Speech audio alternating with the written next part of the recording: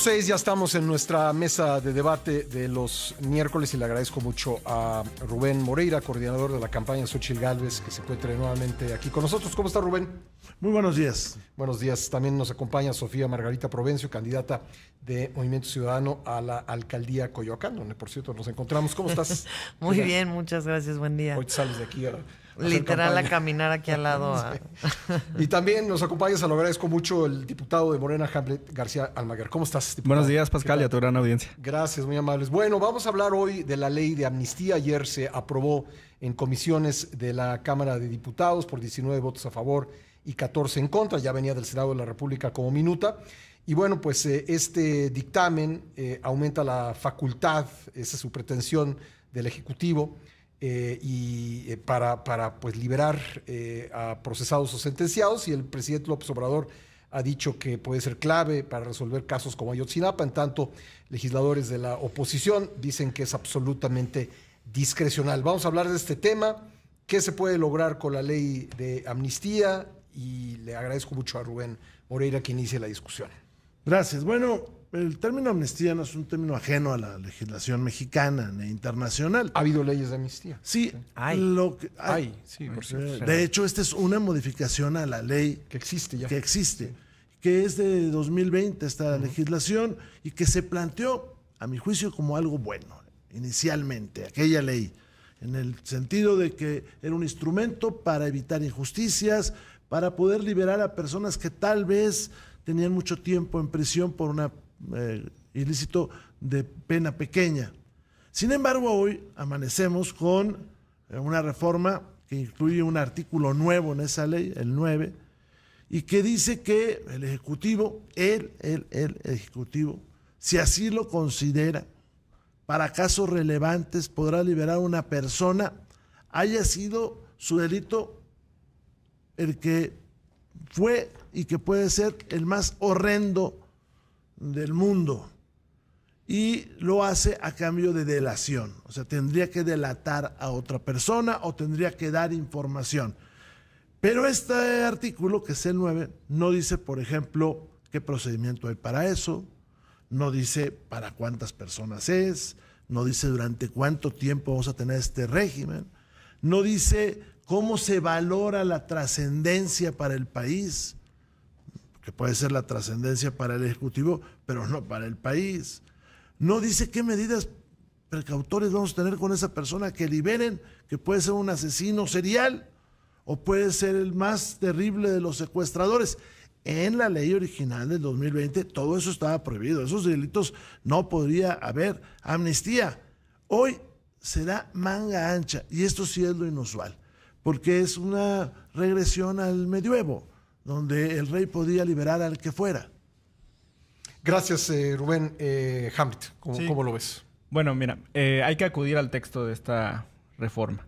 La relevancia, la importancia del caso es para el Estado mexicano, no para el presidente de la República, no es para un sujeto, es un caso que sea de importancia para todo el pueblo de México, para todo el Estado.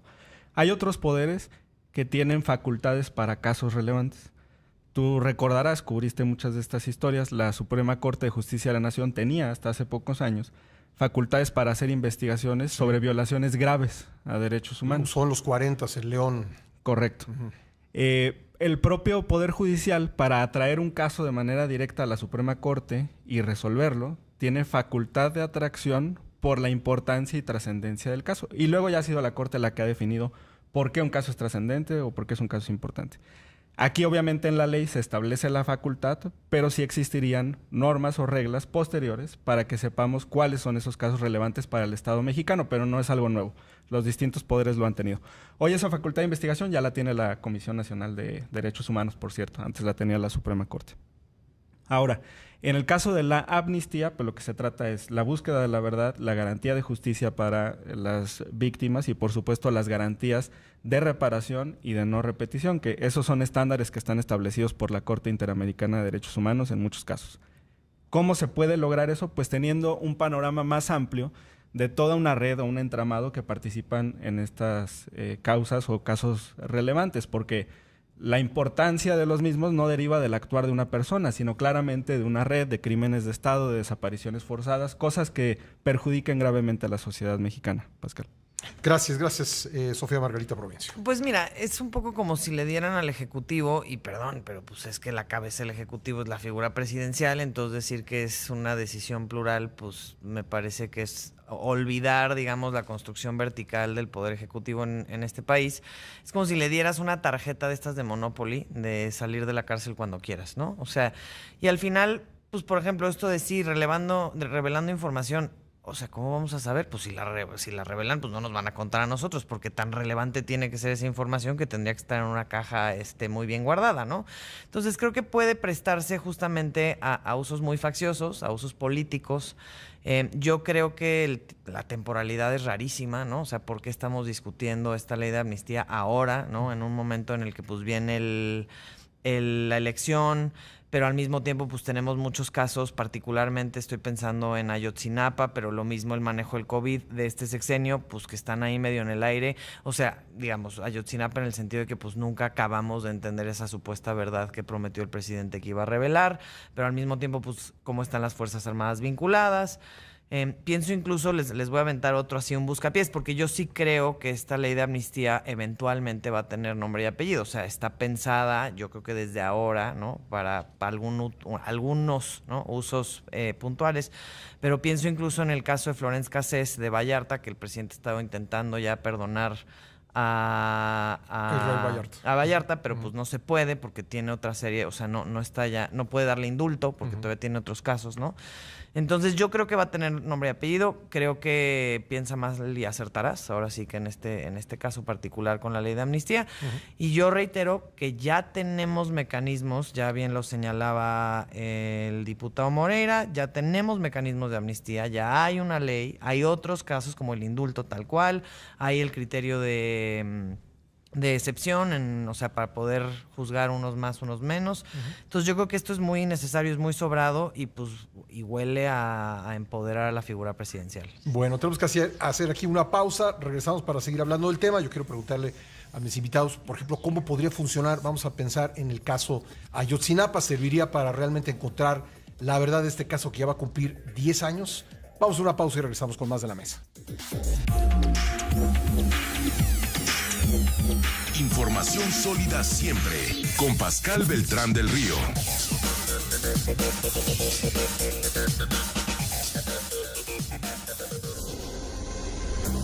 No le cambie, ¿como para qué? Estás escuchando Primera Emisión, con Pascal Beltrán del Río. Información sólida siempre.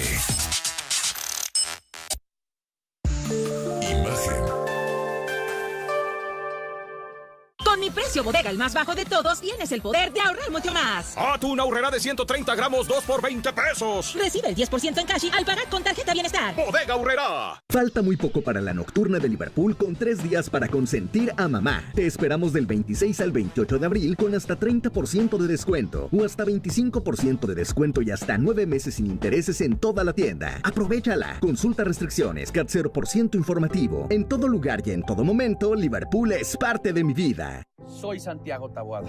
Hoy la ciudad no funciona. La inseguridad, la falta de agua y un metro que se cae a pedazos. Pero ya nos quitamos la venda de los ojos. Recuperaremos nuestra ciudad. Nos tienen miedo. Se encierran, se esconden, pero ni con sus claras incompetencias van a detener el cambio que viene. Somos la resistencia. Somos el cambio. Santiago Taboada, candidato a jefe de gobierno. El cambio viene. Coalición va por la Ciudad de México. Vota PAN. VTV ahora es Sky Prepago y te invita a entrar al ring este 4 de mayo, porque Guadalajara y Tijuana estarán presentes en Las Vegas. El Canelo Álvarez se enfrenta a Munguía. Sigue cada round manteniendo tu recarga activa o realízala desde el app Sky y no pagues comisión. Términos y condiciones en www.sky.com.mx.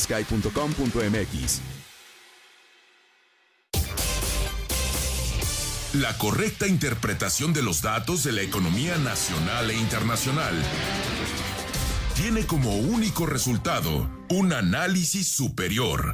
Todos los días, en punto de las 8 de la noche, David Páramo, el padre del análisis superior, le invita a conocer el mundo de las finanzas con una renovada fuerza. Por Imagen Radio, poniendo a México en la misma sintonía.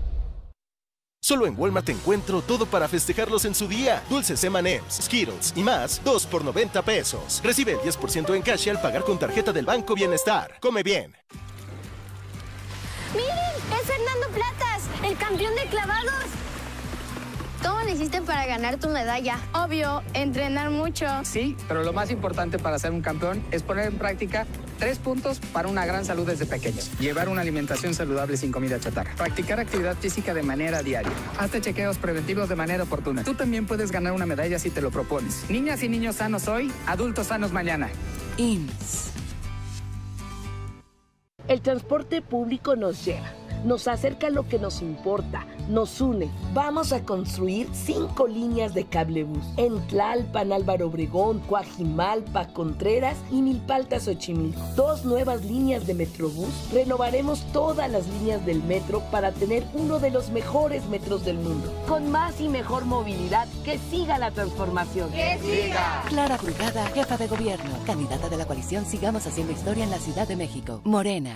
En miércoles de plaza, saber elegir es un arte. En tienda y en línea, lleva la sandía Charleston a $9.90 el kilo. Ven a la Comer y descubre. Miércoles de plaza. Imagen. Estás escuchando Primera Emisión con Pascal Beltrán del Río. Información sólida siempre. Ascend, línea de escritorios de altura ajustable que permite aumentar tu productividad y salud mientras sigues trabajando. Visita gbesa.com. Presenta.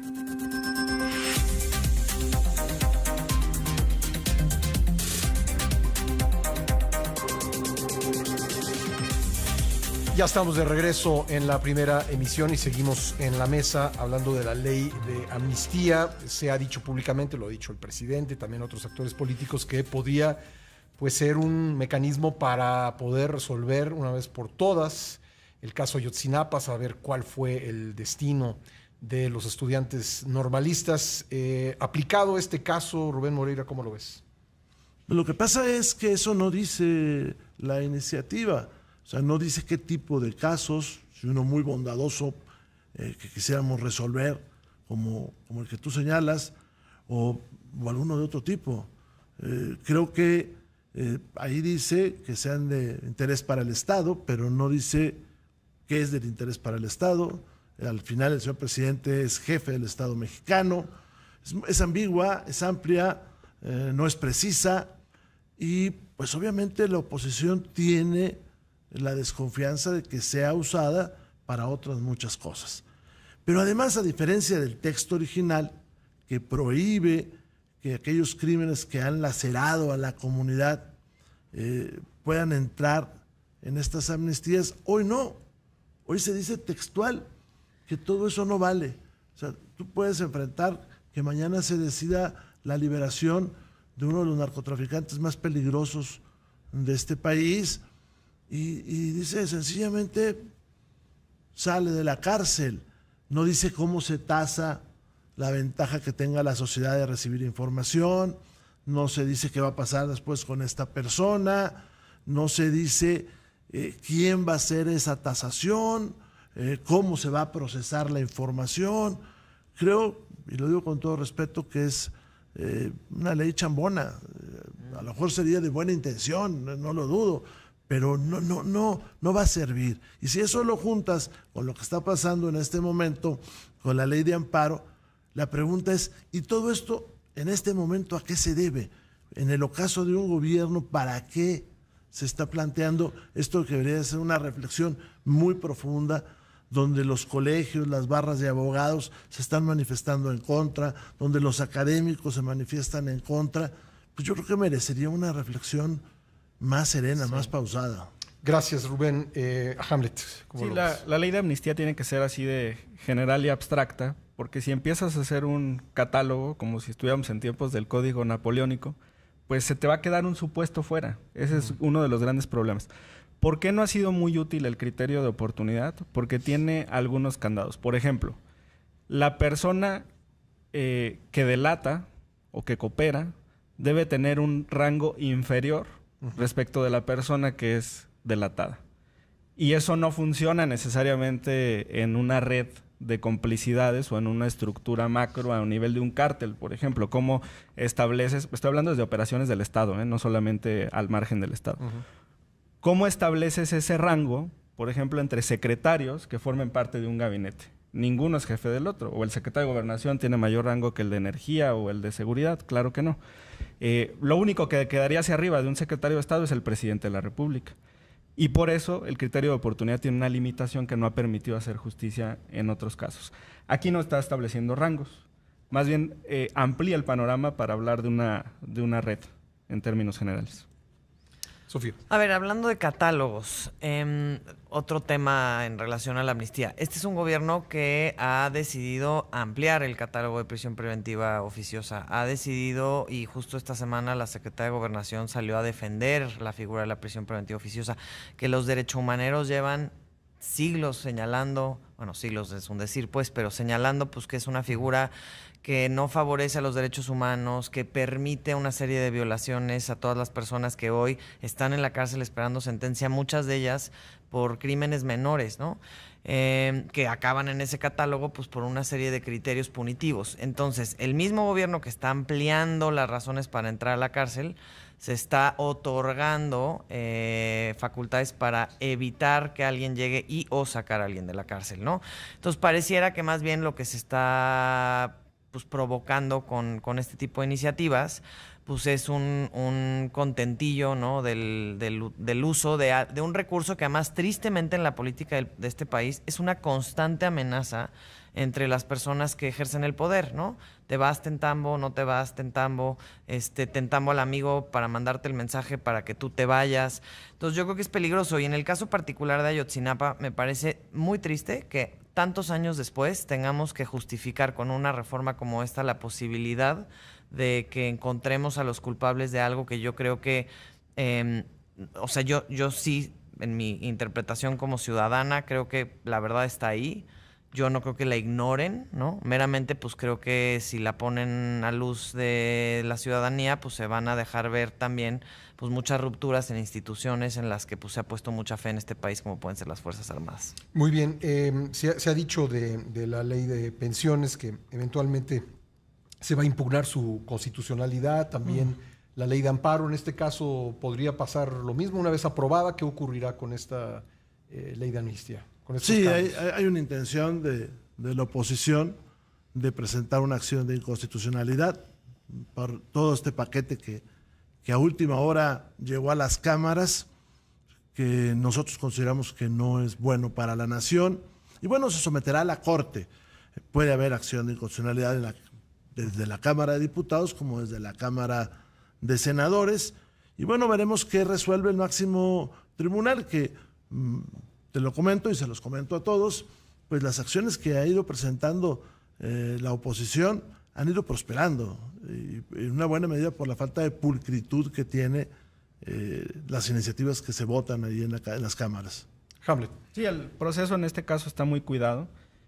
No compartimos el criterio de la Corte, por ejemplo, de algunos principios que ha establecido que no están en la ley. Entre ellos, dejar pasar 24 horas para que desde la publicidad del dictamen hasta su discusión la oposición tenga oportunidad de leerlo y de analizarlo. Eso no va acorde incluso con las grandes reformas que se tuvieron en el sexenio de Enrique Peña Nieto del Pacto por México. Regresando un poco al tema de la ley de amnistía, para ser muy ejemplificativo, tenemos el caso en Italia en los 80s del maxi proceso en contra de la Camorra. Y se dio en estos términos generales, amplios, con libertades para los jueces, para el Poder Ejecutivo, para las fiscalías, para llegar a eso, a hacer justicia para la sociedad y limpiar una nación de esto. En cuanto a la posible demanda que presentaría la oposición a la Suprema Corte. En materia de amparo yo me siento muy tranquilo porque el artículo 107, fracción 10ª de la Constitución, le otorga la facultad al legislador de hacer esta reforma. Bueno, tenemos un minuto, Sofía, un comentario final. Ver, meramente decir que hay muchos mecanismos. Yo no entiendo por qué hemos hecho leyes de amnistía para casos particulares como los zapatistas, entre otros, ¿no? Entonces creo que de nuevo, es que piensa mal y acertarás. Y qué triste que al final de este sexenio estemos cada vez más sospechando de las ganas del presidente de instalarse por siempre, a través de este tipo de mecanismos. Pues le agradezco mucho a mis invitados en la mesa de hoy, Rubén Moreira, Sofía Margarita Provencio y Hamlet García Almaguer. Muchas gracias a los tres. Muchas gracias. Gracias. Vamos a una pausa y regresamos enseguida. Esto es Imagen, no le cambie. ¿Cómo para qué?